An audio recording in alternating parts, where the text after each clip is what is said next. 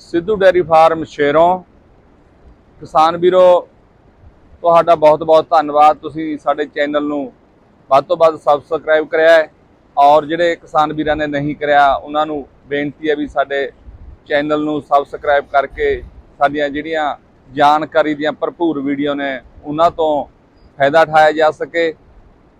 ਕਿਸਾਨ ਵੀਰੋ ਜਿਹੜੇ ਅੱਜ ਅਸੀਂ ਵੀਡੀਓ ਪਾ ਰਹੇ ਹਾਂ ਉਹ ਪਾ ਰਹੇ ਹਾਂ ਅਸੀਂ ਡਾਕਟਰ ਨੇ ਜਿਹੜੇ ਉਹਨਾਂ ਨੇ PhD ਕਰੀ ਹੋਈ ਹੈ ਮਸਟੈਟਸ ਥਨਾਈਲਾ ਰੋਗ ਤੇ ਉਹ ਹਿੰਦੀ ਵਿੱਚ ਅੱਜ ਆਪਦਾ ਲੈਕਚਰ ਕਰਨਗੇ। ਉਹ ਹਿਸਾਰ ਯੂਨੀਵਰਸਿਟੀ ਤੋਂ ਆਏ ਨੇ ਤੇ ਹੁਣ ਤੁਹਾਨੂੰ ਅਸੀਂ ਡਾਕਟਰ ਸਾਹਿਬ ਦੀ ਭਰਪੂਰ ਜਾਣਕਾਰੀ ਲਈ ਵੀਡੀਓ शेयर कर रहे हैं। धन्यवाद। तो जैसा कि अभी आपको सर ने बताया कि मैं central institute for research on buffaloes Hisar से हूँ। वैसे है तो हमारा ये भैंसों का संस्थान, लेकिन गाय और भैंसों में जो समस्याएं होती हैं वो कॉमन ही होती हैं। तो जो फोटोज आपको मिलेंगी ज्यादातर भैंसों की ही मिलेगी, लेकिन ये गाय में भी पूरी तरह से लागू होती है। तो मेरा जो टॉपिक है वो है बोवाइन हेल्थ प्रॉब्लम्स को मैनेजमेंट के लिए। जैसे शुरू करने से पहले मैं ये पूछना चाहती हूँ कि आप लोगों को जो गायों में बीमारियां मिलती हैं, सबसे ज्यादा कौन सी बीमारी आपको लगता है कि जो फेस कर रहे हैं आप फार्मर्स, जो आप डेयरी एसोसिएशन जो प्रोग्रेसिव फार्मर्स हैं, ये कौन सी बीमारी आपको लगती है कि ज्यादा परेशान कर रही है? मेरा हिसाब है कि थनेला, जो अडर ही सबसे इंपॉर्टेंट है दूध वाला, और वही अगर खराब हो जाए तो दूध उत्पादन नहीं होगा। मुझे लगता है सबसे इंपॉर्टेंट जो बीमारी है वो है थनेला रोग, और उसके साथ और भी प्रोडक्शन की बीमारियां हैं, जैसे कीटोसिस है, कीटोसिस हो जाती है जस्ट ब्याने के बाद, दूध चारा वो चाट खाना कम कर देती है इस टाइप में। तो वो मैं अभी इतनी नहीं छोड़ूंगी। सबसे पहले मैं आपको अडर के बारे में बताऊंगी, थोड़ा एक नॉलेज के लिए, और उसके साथ साइंटिफिक उसको हम कैसे यूज करें कि हमारा जो है उसका अडर सही से मैनेज रहे। तो हिंदी में बताना था, तो मेरे पास हिंदी की जो मैंने खुद की बुक लिखी हुई थी उसी से ही मैंने ये स्लाइड्स बनाई हैं। तो सबसे पहले तो ये कि जो अडर है वो है क्या? ये असल में जो पसीने की ग्रंथि होती है ना, जो पसीना आता है हमारा, उसी की एक मॉडिफिकेशन है, उसी से ही बना हुआ है ये अडर भी। तो बिल्कुल पसीने की जो हमारी ग्रंथि है वैसा सही होता है ये। और जो जब बछड़ी होती है या जो कटड़ी होती है, तो उसमें तो अडर की जगह एक वसा का लेयर होती है, एक वसा की फैट होती है, यानी कि एक फैट की लेयर होती है सिर्फ, और डक्ट सिस्टम बहुत थोड़ा होता है। लेकिन जैसे ही वो हीट में आनी शुरू होती है, यानी कि 2.5 साल की जब वो वयस्क हो जाती है, तब इसमें डक्ट सिस्टम डेवलप होना शुरू हो जाता है लेवटी में। और जब वो प्रेग्नेंट होती है उस समय इसमें दूध की ग्रंथियों का विकास होना शुरू हो जाता है। तो मैं ये आपको क्यों बता रही हूं, देखिए, जन्म के समय तो सिर्फ एक वो फैट की लेयर ही है, और फिर जब प्यूबर्टी में आती है तो ये डक्ट सिस्टम शुरू हो जाता है, और जब अडल्ट होती है तो पूरा ये डक्ट सिस्टम हो जाता है ईस्ट्रोजन हार्मोन्स की वजह से। जैसे जैसे वो हीट में आती है, 21 दिन में हीट की साइकिल दिखाती है, ईस्ट्रोजन हार्मोन्स के इन्फ्लुएंस में ये डक्ट सिस्टम डेवलप होता है इसमें। और जब वो प्रेग्नेंट होती है ना, तब उसमें ये दूध देने वाली ग्रंथियां, जो ये ऐसा लग रहा है जैसे कि ये पेड़ की शाखा है और उसकी ये पत्तियां हैं, तो ये दूध की ग्रंथियां हैं, ये सफेद रंग की, ये डेवलप होने लग जाती हैं। तो मैं आपको ये क्यों बता रही हूँ, इसलिए बता रही हूँ कि जो कटड़ी है या बछड़ी है, उसका हमें शुरू से ही न्यूट्रिशन का ध्यान रखना है। क्योंकि अगर हम उसे ज्यादा न्यूट्रिएंट्स दे देंगे, ज्यादा उसको दाना वगैरह खिला देंगे, तो उसमें फैट जो है वो ज्यादा जम जाएगा वहां पे, और फिर उसका इतना अच्छा अडर का विकास नहीं होता। ठीक है। और सेकंड ये कि हमें जो अपना जो हरा चारा है ना वो ज्यादा बढ़ाना है उसमें, और क्रूड प्रोटीन भी ज्यादा बढ़ानी है काफ की, ताकि उसका अडर अच्छी तरह से डेवलप हो।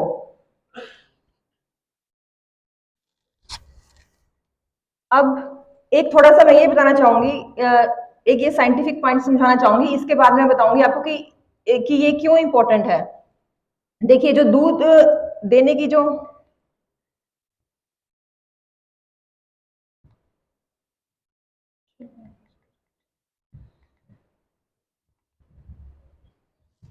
लेवटी को ना हम 4 थन है जैसे, तो लेवटी को हम 2 भागों में बांट सकते हैं, राइट साइड वाला और लेफ्ट साइड वाला। और इन दोनों के बीच के अंदर एक मीडियल लिगामेंट होती है, जो कि वो सेपरेट करती है इनको दोनों भागों को, और वो सपोर्ट भी देती है। जब वो दूध से भर जाता है पूरा का पूरा उसका अडर, तो उसको वो सपोर्ट देती है, उसको फैलाव भी देती है। और ऐसे ही लेवटी में बाहर की साइड भी एक लिगामेंट होती है, उसको कहते हैं लेटरल लिगामेंट, जैसे यहां पे दिखाया गया है। ये देखिए, ये जो है बीच वाली, जिससे कि ये तो है सपोर्ट देती है सेंटर में, और ये फ्लेक्सिबल भी होती है, जब दूध से भर जाता है तो उसको फैलाव देती है। और ये जो साइड वाली लेटरल लिगामेंट है, ये फ्लेक्सिबल नहीं होती, लेकिन ये इसके साथ जुड़ के मीडियल लिगामेंट के साथ इसको सपोर्ट करती है सारी लेवटी को। और कई बार क्या होता है कि ये रप्चर हो जाती है मीडियल लिगामेंट। जैसे ही मीडियल लिगामेंट रप्चर होती है, तो ये जो अडर है बकरी की तरह बन जाता है, ड्रॉप्ड अडर कहते हैं इसको। तो इसको हमें प्रिवेंट करने के लिए मैनेजमेंट करनी अच्छी तरह से चाहिए, कि उसको जब वो ब्याने वाली हो, उसको अलग रखो, चोट वगैरह ना लगे, और अडर का एडिमा सा ना आए, इस टाइप में। तो ये मैंने आपको एक अडर की संरचना के बारे में थोड़ा सा बताया है।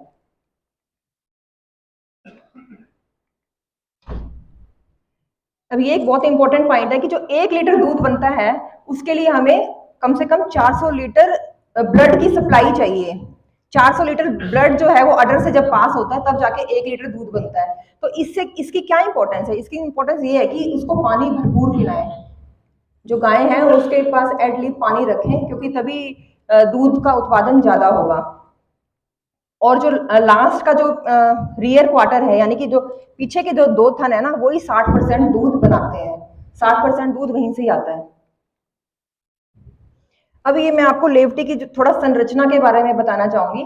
जैसे ये आप देख रहे हैं कि ये थन है, और ये इसकी लेवटी है, और ये जो ग्रंथियां हैं जहाँ पे दूध बनता है, ये एक बिल्कुल पेड़ की तरह लग रही है, कि जैसे ये पेड़ का ये तना है, और ये शाखाएं हैं पेड़ की, और ये जो है पेड़ की ये पत्तियां हैं, और यहाँ से ही दूध बनता है, और फिर ये ऐसे ऐसे नली में आता है, और ये यहाँ पर आता है। और ये आप देख रहे हैं यहाँ पे एक स्कार बन गया है, यानी कि थनैला रोग। थनैला रोग जब होता है, वो यहाँ से बैक्टीरिया एंटर करेगा। जब ये टीट कैनाल है, यहाँ पे छोटी सी टीट कैनाल है, यहाँ से दूध आएगा, टीट ओपनिंग, और यहीं से ही सारा बैक्टीरिया जब एंटर करेगा। कुछ बैक्टीरिया ऐसे होते हैं जो ग्रंथि पे इफेक्ट करते हैं, ये जो दूध उत्पादन वाली जगह है ना, वहां पे इफेक्ट करते हैं और स्कार बना देते हैं। हमेशा के लिए यहाँ पे हार्ड हो जाएगा, और ये सब खत्म हो जाएगा दूध देने का इसका। और कई बैक्टीरिया होते हैं वो टीट कैनाल में ही रहते हैं, ये टीट कैनाल के अंदर ही रहते हैं, तो वो इतना नुकसान नहीं पहुंचाते। ये भी मैं आपको आगे बताऊंगी। ये इसका एक, ये जो है, ये जैसे मैंने बताया पत्तियां हैं, या इसको एल्व्यूलाई कहते हैं हम तो अपने साइंटिफिक टर्म में। तो ये एल्व्यूलाई जो है, इनकी एपिथेलियम, यहाँ से ही दूध बनता है, और ये नली में यहाँ पर आ रहा है। ये अडर का इंटरनल स्ट्रक्चर है। कितनी ज्यादा सप्लाई है, मैंने आपको जैसे बताया था कि 400 लीटर ब्लड सप्लाई होके 1 लीटर दूध बनता है, तो कितनी ज्यादा यहाँ पे ब्लड सप्लाई है। ये मैंने आपको बता दिया कि 2 तरह की लिगामेंट्स होती हैं, अगर ये रप्चर हो जाए तो वो टूट जाता है अडर उसका। अच्छा, अब ये एक बड़ा इंपॉर्टेंट है कि कुछ आपने देखा होगा कि कुछ बछड़ियां होती हैं, या उनमें अतिरिक्त थन होते हैं, यानी कि एक्स्ट्रा टीट होते हैं। तो ये फालतू के जो टीट होते हैं, ये पीढ़ी दर पीढ़ी चलते हैं, आनुवांशिक, जेनेटिक हैं ये। मतलब अगर तो आपको ये देखना है कि क्या उसकी माँ में था या उसकी दादी में था, इस टाइप में, या ये झोटे से आ रहा है। तो इसलिए आपको ये उस भैंस के झोटे या झोटी को चयनित नहीं करना चाहिए, क्योंकि ये जो एक्स्ट्रा टीट्स होते हैं ना, ये नुकसान देते हैं। ये ज्यादातर कहाँ मिलते हैं? ये देखिए, ये 3 तरह से मिल सकते हैं एक्स्ट्रा टीट्स। या जैसे ये 4 थन है नॉर्मल, या तो ये आखिरी के थनों के बाद मिलेंगे, या फिर ये आगे वाले थन और पीछे वाले थनों के बीच में मिलेंगे, या फिर ये थनों के साथ जुड़े होंगे। जो ये थनों के साथ जुड़े होते हैं ना, ये थोड़े नुकसानदायक होते हैं। कैसे? क्या हमें ये इनको हटाने से पहले ये सुनिश्चित करना होगा कि क्या ये नली, इनकी भी नली है कोई जो इसके अंदर ओपन हो रही है, कहीं अगर आप हटा दो उनको वेटनेरियन के उससे, और फिर इन्फेक्शन के ज्यादा चांसेस बन जाते हैं। तो हो तो ये कोशिश ये करें कि इस लाइन को ही हटा दें। अगर किसी बछड़ी में ये है तो देखो उसकी माँ में है तो वो उसको जेनेटिकली भी होते हैं ये। तो अब मैं आती हूँ आपके पास थनैला रोग के विषय में डिस्कस करने के लिए। अडर का आपको बेसिक स्ट्रक्चर मैंने बता दिया है। तो देखिए थनैला रोग जो है थन में ही एक इससे लड़ने की क्षमता है, गाय या भैंस सभी में ही भगवान ने प्रकृति ने दिया है कि उसको लड़ने की क्षमता दी है इस रोग से। और वो क्या क्या चीजें हैं उनमें, जब भी कोई ब्रीच आती है यानी कि वो जो चक्र है, वो जब रक्षा चक्र जब टूटता है तभी ये थनैला रोग होता है। तो वो है क्या चीज, देखिए सबसे पहले तो स्वस्थ चमड़ी। जो अडर है उसमें कोई भी घाव नहीं होना चाहिए, चोट नहीं होनी चाहिए, क्योंकि जो अडर की जो चमड़ी है उसपे एक किरेटिन की परत होती है। जैसे ये हमारी स्किन है, ये भी किरेटिन है इसकी लेयर, तो तभी हमारी स्किन में इन्फेक्शन नहीं होती है, किरेटिन की लेयर है। ऐसी उनमें भी किरेटिन की लेयर होती है, और एक वसा की लेयर, फैटी एसिड्स की लेयर होती है, ताकि वो मतलब वो चमकी चमकी सी होती है। अगर वहां पे अगर आप ज्यादा डिटर्जेंट लगा दोगे तो ये एक ब्रीच हो जाएगी, और उसको फटा हुआ नहीं होना चाहिए कहीं से, वहां से, नहीं तो फिर वो बैक्टीरिया एंटर कर जाते हैं। दूसरा है थन की नलिका। जैसे कि मैंने आपको बताया अभी कि ये थन की थैली है, और ये है नलिका छोटी सी, ये रही नलिका, और इसके भी किरेटिन होता है अंदर, एक लेयर होती है। और अगर वो लेयर डिस्टर्ब हो जाए ना, ज्यादा हार्ड मिल्किंग हो जाए, वैसे तो आपकी तो मशीन मिल्किंग है, इट्स गुड। अगर वो ज्यादा प्रेशर पड़ जाए, मशीन खाली चल जाए इस टाइप में, तो ये भी खराब हो सकती है। जो किरेटिन प्लग, जो अंदर जो किरेटिन लेयर है इसकी, ये एक प्रोटेक्शन देती है, किरेटिन लेयर, अंदर भी इसके किरेटिन लेयर होती है। तो और दूसरा, ये जो टीट ओपनिंग होती है, यहाँ पे मांसपेशियां होती हैं, तो वो जब दूध निकालने के बाद धीरे धीरे सुकड़ती हैं, आधा घंटा लेती हैं सुकड़ने में, तो वो भी एक प्रोटेक्शन देती है कि बैक्टीरिया वगैरह अंदर ना आए। ये मांसपेशियां होती हैं जो यहाँ पर, ये नेचुरल इसकी डिफेंस मैकेनिज्म है इसके अंदर।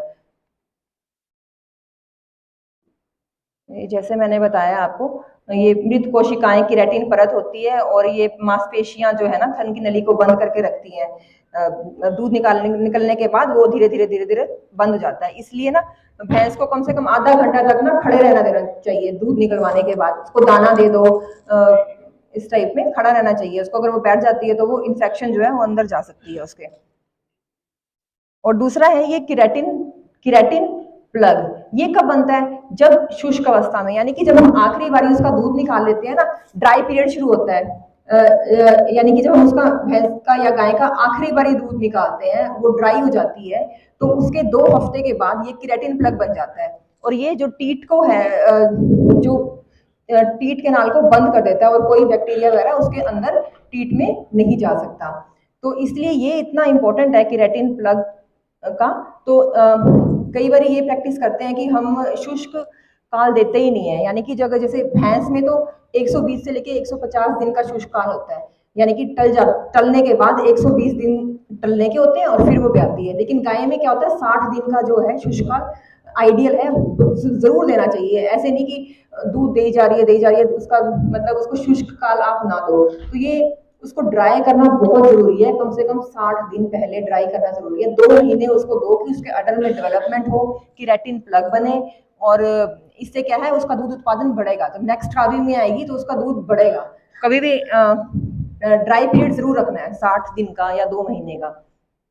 और फिर एक ये होता है किरेटिन फ्लश। किरेटिन फ्लश क्या कहते हैं कि जब दूध निकालने के बाद, जब दूध निकालते हैं तो 3-4 धार हमें छोड़नी होती है, किरेटिन फ्लश कहते हैं। उसमें बैक्टीरिया वगैरह जो है वो निकल जाते हैं, और क्लीन मिल्क प्रोडक्शन होता है। फिर उससे स्वच्छ दूध उत्पादन के लिए हमें किरेटिन फ्लश भी करना होता है, यानी कि शुरू की 3-4 धार को हटा दो, वो यूज नहीं करनी होती। ये जैसे मैंने आपको बता दिया। और इसकी इंपॉर्टेंस क्या है, ये मैंने आपको ये स्ट्रक्चर का क्यों बताया, इसलिए बताया कि जो ये टीट ओपनिंग है, यहाँ पे जो वो मांसपेशियां हैं जो बंद रखती हैं, बंद कर देती है इसको, तो वो 30 मिनट लेती हैं, 1 घंटा भी ले लेती हैं बंद होने में। तो इसी दौरान ही जो है ना संक्रामक जीवाणु है ना नलिका में जाते हैं। तो इसलिए दाना मिश्रण खिलाना चाहिए और ये उसको चाट चाट वगैरह देना चाहिए ताकि वो खड़ी रहे, बैठे ना। अब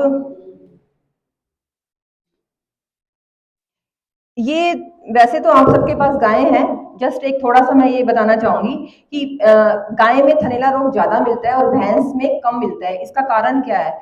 इसका एक प्राकृतिक कारण भी है कि भैंस में थनैला कम पाया जाता है। उसका कारण ये है कि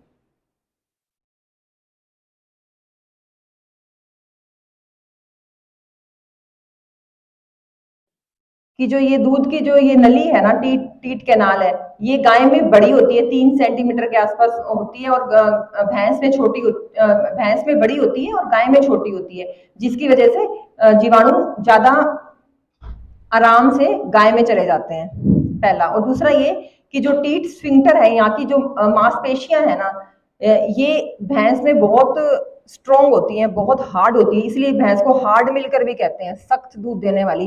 तो जोर लगता है उसका दूध निकालने में, क्योंकि उसका टीट स्फिंक्टर बहुत टाइट होता है, और गाय का इतना टाइट नहीं होता, आराम से दूध निकल जाता है। तो ये भी कारण है कि भैंस में जो है ना इन्फेक्शन का थोड़ा चांसेस कम है। तीसरा कारण ये है कि जो गाय है ना, इसमें जब दूध बनता है, इनमें एल्व्यूलाई में बनता है, बनने के साथ साथ ये सारा इनमें इकट्ठा हो जाता है, ग्रंथ सिस्टर्ना में और टीट के सिस्टर्ना में, थैली में, इनमें इकट्ठा हो जाता है। लेकिन भैंस में ऐसा नहीं है।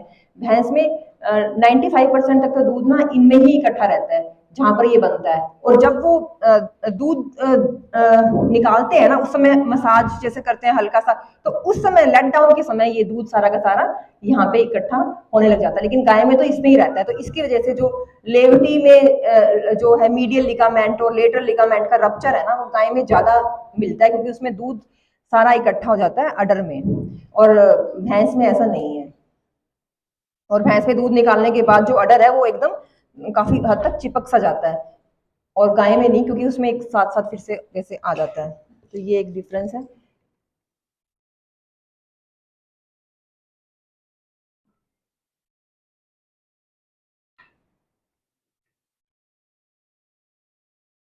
तो अब मैं ये बताना चाहूंगी आपको बहुत ही इंपॉर्टेंट पॉइंट कि ये थनैला रोग है क्या। सभी आप सभी को पता है कि थनैला रोग क्या है, कि ये थन की सूजन है, थन में इन्फेक्शन है। लेकिन क्या आपको ये सब क्लिनिकल थनैला रोग के बारे में मालूम है? कि एक तो थनैला रोग ऐसा होता है कि आप आंख से देख लो, हाँ भाई इसकी सूजन हो गई है थन में, छेछड़े आ गए हैं दूध में, गाय को बुखार हो गया है, खून आ रहा है दूध में, फट रहा है, तो थनैला रोग है। नहीं, ऐसा नहीं है। थनैला रोग जो है सब क्लिनिकल फॉर्म भी होती है, जो आंखों से नहीं दिखती, और ज्यादातर वही होती है, पता ही नहीं चलता। अभी सर ने बताया कि एसएनएफ और फैट नहीं बढ़ रहा, तो इसका कारण एक ये भी है, थनैला रोग भी हो सकता है, इसलिए रेगुलर चेकअप करवाना चाहिए। थनैला रोग जो है ना, एसएनएफ और फैट भी बहुत कम कर देता है, लैक्टोज कम कर देता है, प्रोटीन कंटेंट कम कर देता है। तो ये थनैला रोग दो तरह के जीवाणुओं से, अच्छा पहले ये बताती हूँ आपको। देखो कि ये तो एक जो थनैला रोग है ना, एक हिमशैल की तरह है, यानी कि समुद्र में अगर एक पूरा बहुत बड़ा पहाड़ है, समुद्र के अंदर एक, देखो ये आइस का पूरा पहाड़ है इतना बड़ा, लेकिन उसकी सिर्फ एक टिप्पी दिख रही है आपको पहाड़ की। टाइटैनिक जैसे शिप जो डूबी थी, वो ये जैसे ये सिर्फ टिप ऑफ द आइसबर्ग दिख रहा है हमें, नीचे का सारा पहाड़ तो दिख ही नहीं रहा। तो ऐसे ही है कि जो थनैला रोग है ना, जो आंखों से दिखने वाला है, वो तो सिर्फ टिप ऑफ द आइसबर्ग ही है, वो बस दो ही दिख रही है हमें। लेकिन जो उस हर्ड में इतनी सारी आपको सब क्लिनिकल केसेस मिलेंगे, वो दिख ही नहीं रहे हैं हमें। तो इसके लिए हमें एक बड़ी ही रेगुलर टेस्टिंग करवानी होती है, सीएमटी जिसे हम कहते हैं, आप सबको पता ही है, कैलिफोर्निया मैस्टाइटिस टेस्ट है, ये महीने में 2 बारी तो जरूर करना चाहिए। इससे पता चल जाएगा कि क्या कितना केसेस हैं सब क्लिनिकल मैस्टाइटिस के। और अब मैं आपको ये बताऊंगी कि ये दो तरह के थनैला रोग होते हैं, एक तो होते हैं संक्रामक जीवाणु से फैलने वाले, एक होते हैं पर्यावरण जीवाणु से। संक्रामक थनैला रोग क्या होता है? जो हमारी हाथों के जीवाणुओं से फैलता है, यानी कि, पर हम तो मशीन मिल्किंग करते हैं, तो हाथों से तो नहीं फैल रहा, लेकिन मिल्किंग कप से फैल सकता है। मिल्किंग कप से, मिल्किंग कप की ढंग से क्लीनिंग ना हो, एक सब क्लिनिकल केस हो, तो वो दूसरे में चला जाएगा। मिल्किंग कप से वो संक्रामक, इसको कहते हैं संक्रामक जीवाणु, वो होते हैं जो कि हाथों से फैलते हो। हाथों की जगह आप मिल्किंग इक्विपमेंट्स भी ले सकते हो, बाल्टी भी ले सकते हो, इस टाइप में कपड़े से जब साफ करते हैं थन को। और पर्यावरण जीवाणु जो कि गाय के आसपास के पर्यावरण में है, यानी कि गोबर में है, सोइल में है, तो वो आ जाते हैं। उसमें क्या होते हैं, ई कोलाई, जो गोबर में मिलते हैं जीवाणु, जैसे ई कोलाई है, सबसे इम्पोर्टेंट है। तो इसलिए उसकी साफ सफाई भी होनी बहुत जरूरी है। अडर की, अडर में अगर वो गोबर वगैरह चिपका हुआ है तो वो जीवाणु चले जाते हैं अंदर। ये लक्षण है इसके थनैला रोग के। थन की सूजन, दर्द होना, पेशाब ना होना, जी कहते हैं जी लेवटी सिकुड़ रही है, ऊपर की तरफ जा रही है, लाल होना, दूध का मन, बदबू वाला आना, पेशाब ना होना, कठोर होना, ये सब सिम्टम्स है। ये तो भैंसों का मैंने आपको बताया। गाय की हमारे पास इतनी फोटो नहीं है क्योंकि हमारा भैंसों का संस्थान है। एक ये आप देख सकते हैं कि जस्ट ब्याने के बाद जो एक थनैला रोग होता है उसमें वो बिल्कुल सूज जाता है। तो इसमें आप एंटीबायोटिक सेंसिटिविटी टेस्ट लगाओगे, लेकिन एक इसमें मैग्लूमीन वगैरह इंजेक्शन भी दे सकते हैं, वो ठीक है। तो और एक ये देखिए, थनैला रोग को इस टाइप से भी बांट सकते हैं आप, तीव्र और क्रोनिक और दीर्घकालीन। तीव्र तीव्र क्या होता है कि जो एकदम से इन्फेक्शन हो जाए और बुखार हो गया, लाल हो गई, वो तीव्र रोग होता है। एक होता है दीर्घकालीन रोग, और यही सबसे डेंजरस होता है, क्रोनिक फॉर्म। पता ही नहीं चलता कि है कि नहीं, एसएनएफ कम हो रहा है, फैट कम हो रहा है, दूध उत्पादन कम हो रहा है उसका। तो ये होता है क्रोनिक और दीर्घकालीन केस, और सब क्लिनिकल केस हो गया, यानी कि पता ही नहीं चल रहा उसके बारे में। तो हमें क्या चीजों का ध्यान रखना चाहिए कि जब भी हम कभी नई कोई खरीदते हैं तो उसका टेस्ट जरूर करवाएं। सीएमटी टेस्ट करेंगे क्या उसमें थनैला रोग है, अगर है तो उसका इलाज करवाएं। जब भी कोई नई गाय खरीदते हैं, इंट्रोड्यूस करते हैं उसको, नहीं तो वो इक्विपमेंट से बाकियों में भी इन्फेक्शन कर देगी। अच्छा, और दूसरा ये है कि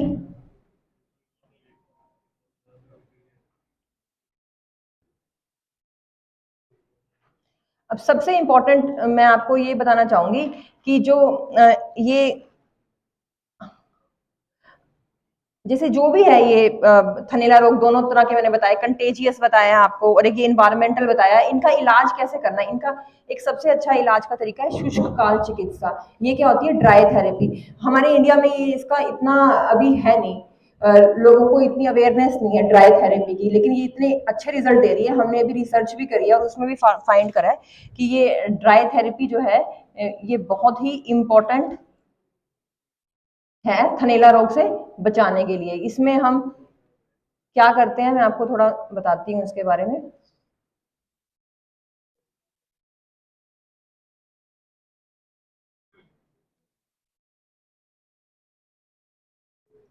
ये देखिए, होता क्या है कि ये ड्राई पीरियड यानी कि जब वो शुष्क अवस्था में, शुष्क काल में आ जाती है, आखिरी बार जब दूध निकालते हैं, 60 दिन हमें ड्राई पीरियड देना चाहिए। मैंने बताया आपको आइडियल।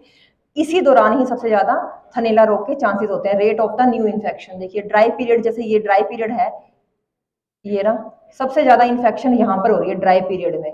और किसान सोचता है कि ये तो चल अब सूख गई है, दूध नहीं दे रही, तो इतनी केयर नहीं करता, लेकिन इसी में ही सबसे ज्यादा थनैला रोग की इन्फेक्शन होती है। और दूसरा है जब वो ब्याती है, ब्याने के बाद, जस्ट ब्याने के बाद भी बहुत ज्यादा ये रोग मिलता है, और बाकी टाइम में इतना नहीं मिलता।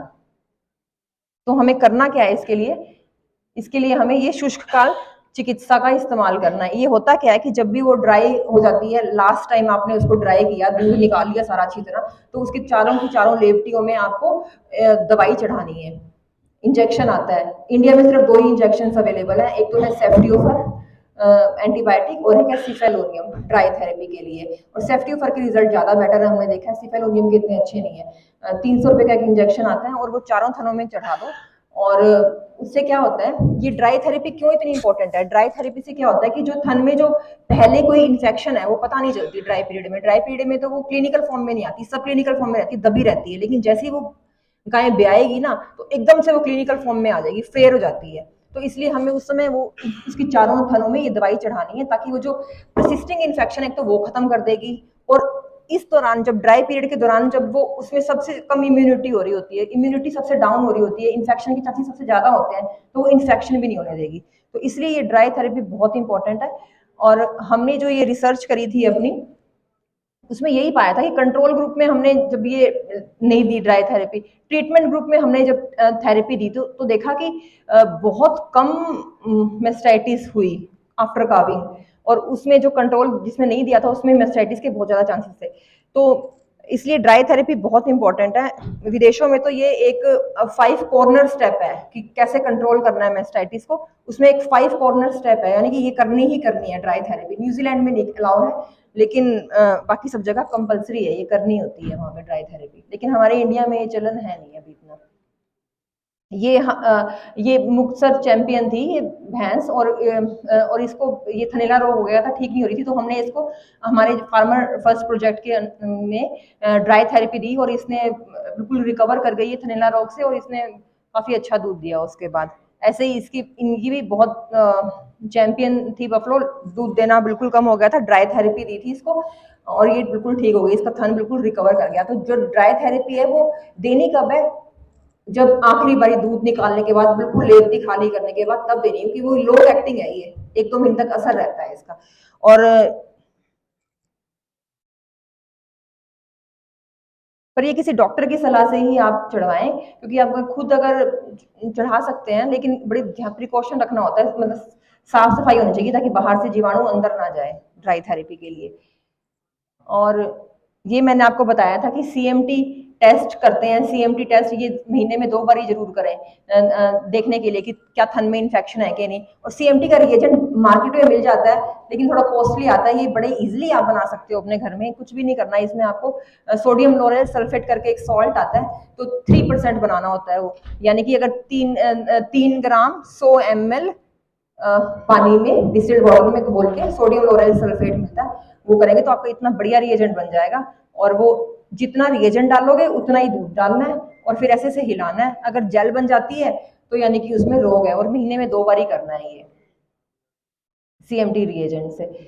और अगर आपको लगता है कि आपकी गाय में प्रॉब्लम है तो एंटीबायोटिक सेंसिटिविटी टेस्ट के लिए जरूर इसको भेजें, अपनी क्लिनिक्स में भेजें और इसका टेस्ट कराएं, और उसके लिए सैम्पलिंग बहुत अच्छी तरह से करें, साफ स्टराइज्ड सिरिंजेस लें और उनमें दूध भर के ही भेजें, नहीं तो वो सैंपल प्रोसेस नहीं करते हैं। सिरिंज को, स्टराइल सिरिंजेस को लेके, चारों का दूध लेके और फिर ही भेजें कि कौन सा बैक्टीरिया और कौन सी एंटीबायोटिक है, फिर वही चढ़वाएं उसमें।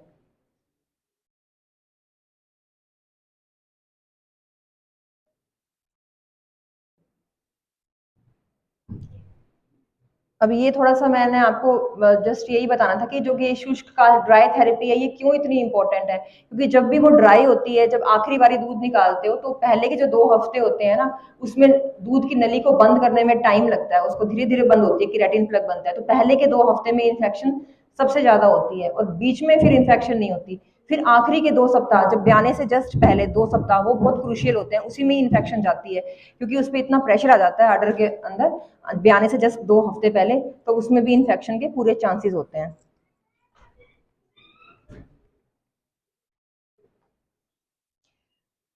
अब ये कुछ ऐसे बैक्टीरिया हैं जो बिल्कुल अडर को खत्म कर देते हैं, बिल्कुल फाइब्रोज कर देते हैं, हार्ड कर देते हैं, दूध बिल्कुल ग्रंथि खराब हो जाती है। वो उसमें एक एग्जांपल है स्टेफिलोकोकस ओरियस, ये हाथों से या मिल्क की मशीन से इससे फैलता है ये। अब ये जैसे ये थनैला रोग के बारे में मैंने आपको बताया, अब स्वच्छ दूध उत्पादन के बारे में जस्ट एक हल्का सा यही बताना चाहूंगी कि safe and clean milk production का कैसे करें। आप सबको आइडिया लग ही गया होगा, आप प्रोग्रेसिव फार्मर्स, आपको सबको ये आइडिया है ही कि इसके लिए हमें पहले तो थनैला रोग नहीं होना चाहिए, और जो साफ सुथरा होना चाहिए मिल्किंग मशीन्स को साफ रखना है, और जो है ये क्या कहते हैं, प्री मिल्किंग और पोस्ट मिल्किंग डिपिंग जो होती है, ये सबसे इंपॉर्टेंट होती है। अगर आपको ये रोग बचाना है तो सबसे ड्राई थेरेपी का एक रखें कि ये रोग हो ही ना आपके फार्म पे, और दूसरा ये कि pre milking and post milking tit dipping, वो आपकी मशीन में भी ऑटोमेटिक होती है। प्री मिल्किंग यानी कि दूध देने से पहले प्री डिपिंग, और पोस्ट मिल्किंग डिपिंग शायद दूध देने के जो बाद होती है। जो मिल्किंग मशीन है उसमें मुझे लगता है कि प्री डिपिंग नहीं होती, पोस्ट डिपिंग ही होती होगी, कि वो दूध निकलने के बाद उसमें कीटनाशक जो दवाई है वो थनों को दबोती है ताकि इन्फेक्शन ना जाए उसमें थन में। और प्री डिपिंग बहुत ही इंपॉर्टेंट है, यानी कि दूध निकालने से पहले ही हम थनों को डबोएं कि इन्फेक्शन ना जाए। तो ये बहुत ही रेगुलर प्रैक्टिस है, फॉरेन कंट्रीज में करते हैं। प्री डिपिंग अगर आप करेंगे और पोस्ट डिपिंग करेंगे तो इन्फेक्शन नहीं होएगी। और उसके रिएजेंट्स मार्केट में मिलते हैं, लेकिन आप हाइपोक्लोराइट रिएजेंट मत लेना, क्योंकि वो जो है ना थोड़ा डिटर्जेंट ज़्यादा हार्श होता है, वो उसकी स्किन को काफ़ी सुखा देता है, तो हाइपोक्लोराइट वाले मत लें आप। अब ये मैं थोड़ा बताना चाहूंगी आपको कि भैंसों में तो जैसे और गायों में भी मिलती होगी, थनों में कुछ और भी जैसे ये इस टाइप के पॉक टाइप के लीजन्स मिल जाते हैं, पॉक्स टाइप के। ये क्या होते हैं, ये देखिए, ये ना दो तरह के हो सकते हैं। एक तो बफलो पॉक्स हो सकता है, बफलो पॉक्स इन्फेक्शन, वो भैंस का है ये वायरस, लेकिन ये गाय को भी इन्फेक्ट कर सकता है। ये पॉक इन्फेक्शन हो जाती है। या फिर एक हर्पिस वायरस होता है, जो हमारे में ह्यूमन में भी हो जाता है ना, शिंगल्स हो जाते हैं कि ऐसे ऐसे दांत फट से हो जाते हैं, तो ऐसे इनमें भी हो जाते हैं। ये सेल्फ लिमिटिंग डिजीज है, ये 1 महीने में अपने आप चली जाती है। और थोड़ा सा आप मतलब बीटाडीन वगैरह अगर इस पे लगाएं और वो केमेनोफोर लगाएं तो ये इन्फेक्शन ठीक हो जाती है, इससे घबराने की जरूरत नहीं है। लेकिन अगर इसमें आप बीटाडीन वगैरह नहीं लगाते तो ये थनैला रोग में भी कन्वर्ट हो सकती है, हर्पिस वायरस। या फिर अच्छा, एक ये सबसे इंपॉर्टेंट है कि एबॉर्शन। एबॉर्शन ये तो मैं भैंस में दिखा रही हूँ, लेकिन गाय में भी एबॉर्शन का बहुत ज्यादा है, एबॉर्शन हो जाते हैं। तो इसके देखिए, आपको पता ही होगा, इसका मेन कारण तो ब्रूसेला है, ब्रूसेला एबॉर्शन। और ब्रूसेला की खासियत ये है कि ये एक बार ही एबॉर्शन करता है, सिर्फ एक गाय में एक बार ही एबॉर्शन करेगा, उसके बाद बिल्कुल चुप हो जाएगा, पता ही नहीं चलेगा, किसानों को लगेगा कि हाँ एबॉर्शन अब तो नहीं है, ब्रूसेला नहीं है। लेकिन वो क्या होता है कि जब जब हर बारी जब वो ब्याती है, बच्चा देती है, उस दौरान वो एक्टिव हो जाता है बैक्टीरिया, और वो उसके जेर के साथ गिरता है, उसके जो प्लेसेंटा के साथ गिरता है, और वो सारा जो है फार्म को इन्फेक्ट कर देता है और सारे हर्ड को ले बैठता है, सारी कैटल्स इन्फेक्ट हो जाएंगी। तो इसलिए ब्रूसेला की टेस्टिंग बहुत रेगुलर करवाएं, इसको कम से कम 6 महीने में तो अपना एक बारी हर्ड बिल्कुल चेक करवाएं, सीरम सैंपल लें उसका, और यहाँ पे अपने लुधियाना में यूनिवर्सिटी में भेजें चेकअप के लिए कि ब्रूसेला है कि नहीं। अगर है कोई पॉजिटिव तो उसको हर्ड से निकालें, कलिंग करें उसकी, मतलब इसको निकालने की कोशिश करें अगर जो पॉजिटिव है, क्योंकि वो सारे हर्ड को ले बैठेंगे। और इसकी खासियत ये है इस इन्फेक्शन की, एक बारी तो अबॉर्शन करता है, फिर अबॉर्शन नहीं करेगा, या फिर कभी वीक काफ पैदा होगा, लेकिन वो हर बारी सोर्स ऑफ इन्फेक्शन है प्लेसेंटा के साथ और पूरे हर्ड को ले लेता है। और दूसरा बड़ा इंपॉर्टेंट एक और अबॉर्शन का कारण है आईबीआर। आईबीआर ये infection bovine rhinotracheitis, herpes virus infection, IBR जो होता है, ये गायों में तो बहुत मिलता है, और पंजाब में काफी प्रिविलेंस है इसकी आईबीआर की। इसमें क्या होता है, 6 महीने का एबॉर्शन हो जाता है, 6-7 महीने का एबॉर्शन जाता है। और ब्रूसेला तो जैसे आखिरी में होता है मोस्टली, 8वें महीने में। तो ये भी है, इसका भी अगर अगर है, ये आपको लगता है कि ये है, तो इसको निकलवाने की कोशिश करें, उस गाय को मतलब हर्ड से निकलवाएं। ये जैसे मैंने बताया आपको आईबीआर के बारे में, एक तो एबॉर्शन होता है, और दूसरा इसमें क्या है, गाय के जैसे वल्वर में आप देखेंगे तो यहाँ पे पस्ट्यूल्स मिलते हैं इस टाइप में करके, ये इन्फेक्शन है, तो आईबीआर फ्री होना चाहिए। अच्छा, एक ये lumpy skin disease, lumpy skin disease ने बड़ा हैवॉक क्रिएट करा था अभी 2019 में, उड़ीसा में और पंजाब में भी बहुत हुई थी। तो इस वजह से लोगों ने गाय रखना थोड़ा डिस्करेजिंग सा लगा उनको, क्योंकि भैंस में इन्फेक्शन कम है इसमें लंपी स्किन डिजीज की।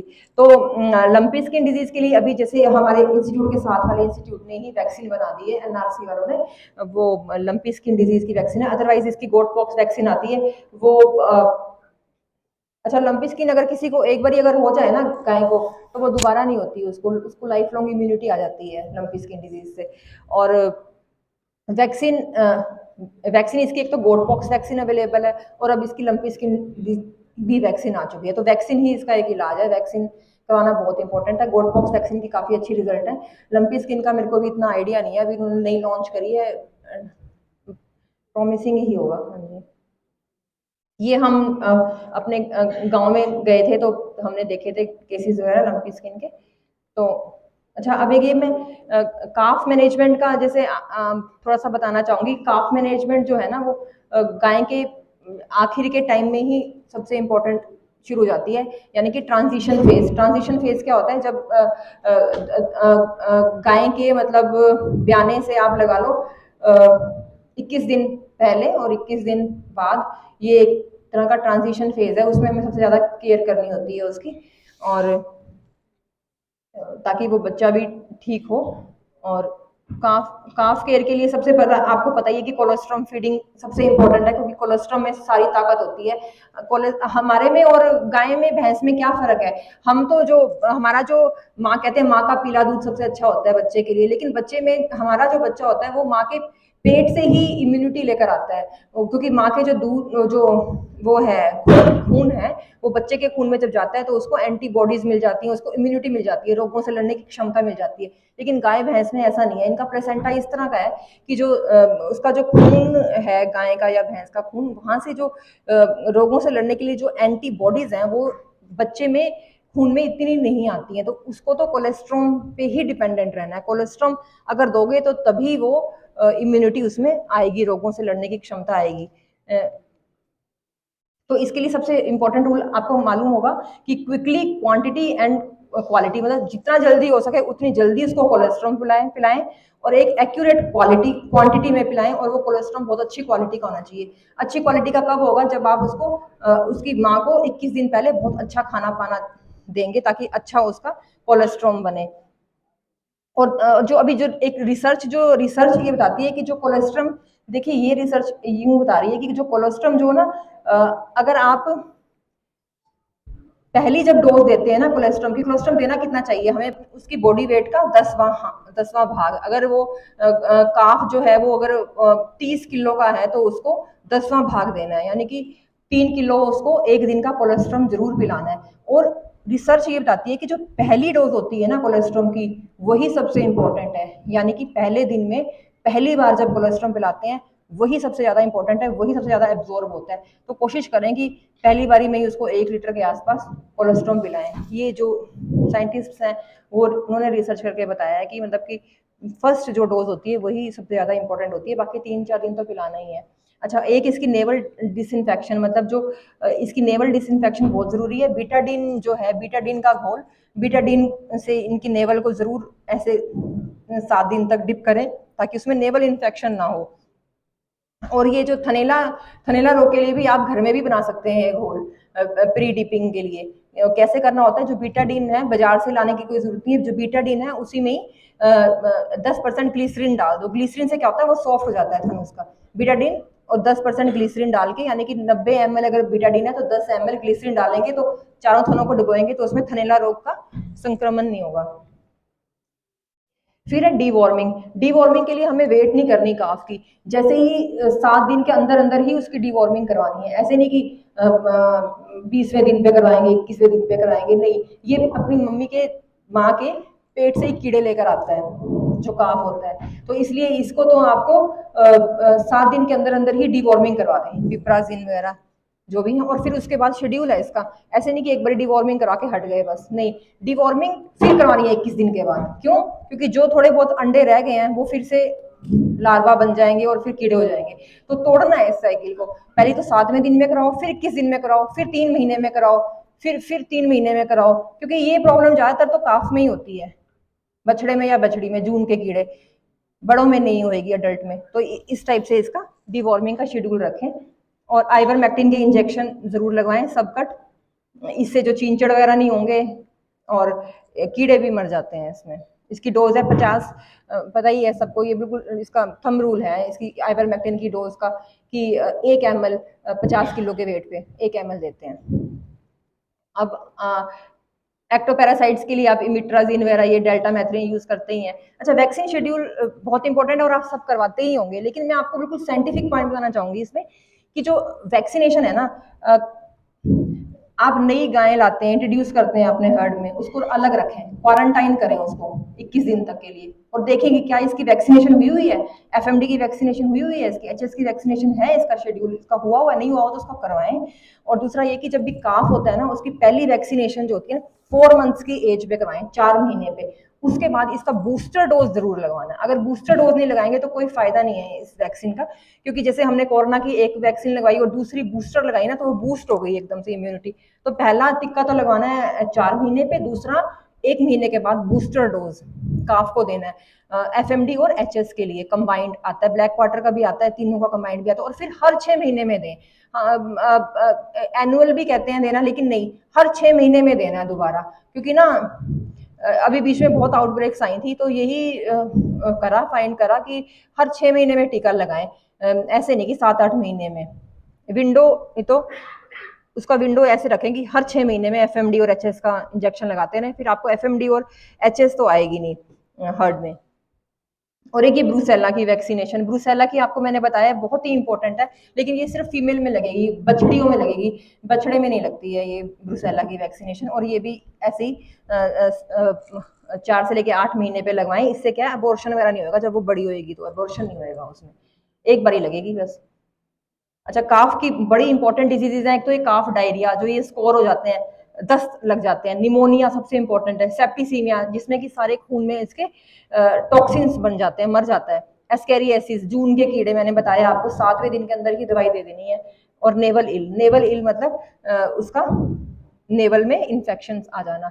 तो ये जस्ट एक हल्का सा बताना चाहूंगी कि काफ डायरिया जो होता है इसको कैसे प्रिवेंट करें। इसका सबसे बढ़िया इलाज तो है कि कोलेस्ट्रॉम अच्छी तरह से 3 दिन तक दें, क्योंकि ये अपनी माँ के पेट से इम्यूनिटी लेकर नहीं आता। कोलेस्ट्रॉम देंगे तो काफ डायरिया नहीं होगा। और इसके कारण कई हो सकते हैं, बैक्टीरियल भी हो सकता है, वायरस, रोटा वायरस 3 महीने तक बहुत तंग करता है काफ्स को, डायरिया देता है। तो इसके लिए आपको प्रिवेंशन तो यही करनी है कि कोलेस्ट्रॉम फीडिंग अच्छा करें, ओवर क्राउडिंग मत करें, काफ्स को इकट्ठा क्राउडेड मत रखें ज्यादा, और इनक्लीमेंट वेदर से बचाएं, मैनेजमेंट अच्छी करें। और अगर हो गया है काफ डायरिया तो उसको ओरल रिहाइड्रेशन थेरेपी जरूर दें, यानी कि उसको पानी में ये घोल बना के पिला सकते हैं, 1 चम्मच बेकिंग सोडा, 1 चम्मच नमक और 50% डेक्सट्रोस 250 ml डाल के, और 4 लीटर पानी बना के उसको पिलाएं, ताकि उसके डिहाइड्रेशन ना हो। बाकी डॉक्टर की सलाह लें इसमें। और एक इंट्रावेनस थेरेपी है, तो मैं इसके बारे में ज्यादा बताना नहीं चाहूंगी, क्योंकि डॉक्टर ही थेरेपी देगा उसको, अगर उसको बिल्कुल ही वो पस्त हो चुका है। ये कैसे पता चलेगा कि क्या इलाज देना है इसमें, कि अगर वो उसमें बहुत ज्यादा डिहाइड्रेशन है तब तो हम इसको आईवी लगवाएंगे, अगर उसमें कम डिहाइड्रेशन है तो उसको हम ओरल ओरल रिहाइड्रेशन से भी कवर कर सकते हैं, और एंटीबायोटिक्स वगैरह थोड़ा बता रखा है। अब काफ निमोनिया बहुत इंपॉर्टेंट है, इसके सबसे पहले आपको ये ध्यान रखना है, अगर आपको लगता है ना निमोनिया के लक्षण है, उसको रेस्पिरेटरी प्रॉब्लम आ रही है, तो जल्द से जल्द डॉक्टर को दिखाएं, क्योंकि ये ज्यादा प्रोग्रेस हो जाता है ना, फिर ये ठीक नहीं होता, काफ मर जाता है।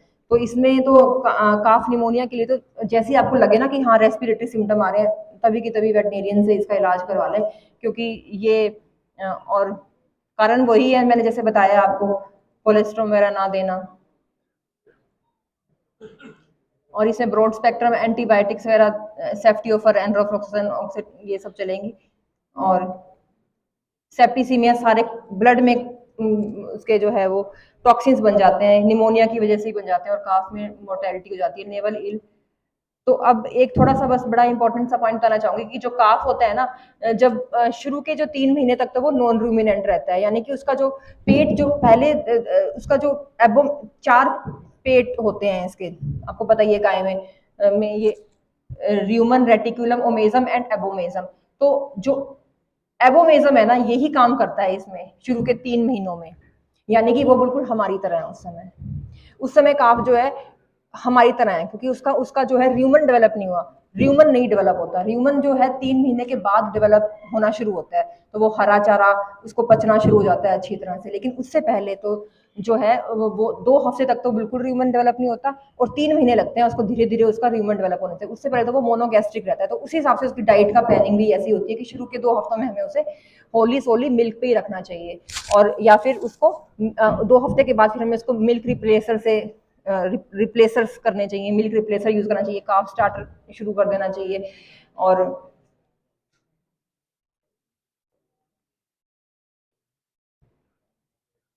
नहीं है,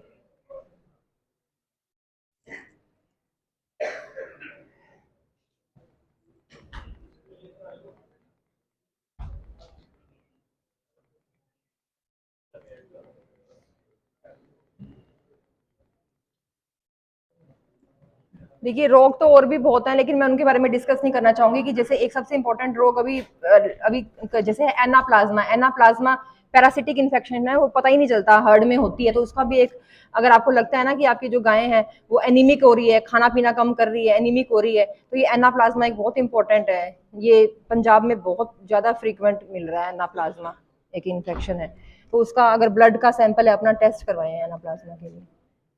हो गया सर, हो गया हाँ। थैंक यू सो मच हाँ, thank you so much.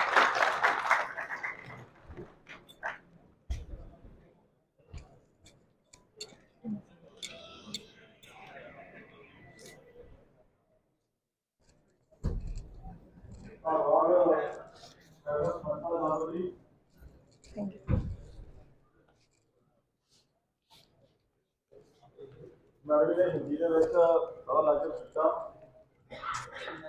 Pen drive उधर ही रख रखिए। दिया था क्या? मेरे को देना पड़ेगा। थोड़ा जिहा हੱਥ ਬੈਠ ਜਾਈਏ ਸਾਰੇ ਬੰਦਿਆਂ ਦਾ ਇਹ ਜੋ ਨੇ ਕਿ ਤੁਸੀਂ ਕਿੰਨਾ ਕੋਈ ਜ਼ਰੂਰੀ ਤੋਂ ਲਾ ਲਿਆ ਹੋਗਾ चार्जर था ना, ਕਿਸਾਨ ਵੀਰੋ उधर ही रख दिया। Pen drive.